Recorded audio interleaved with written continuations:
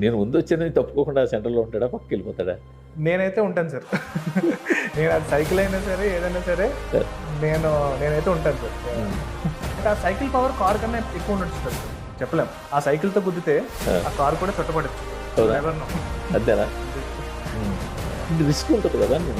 నేను చెప్పిన example risk కదా.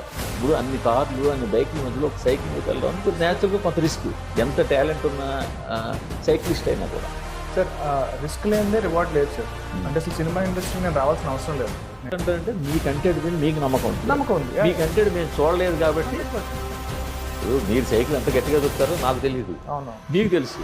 సో నేను దొక్కి చూపిస్తాను మీకు. అంతే సార్. నేను ఎందుకు చూసుకోండి జాగ్రత్త అని మేము సార్. అదే నేను అంటున్నట్టు తేజ పెసిమిస్టిక్, నేను ఆప్టిమిస్టిక్. మా ప్రొడ్యూసర్ బొంబాస్టిక్. ఆయన అసలు చూసుకుందాం. ఆయనకి ఎంత నమ్మకం అంటే సినిమా మీద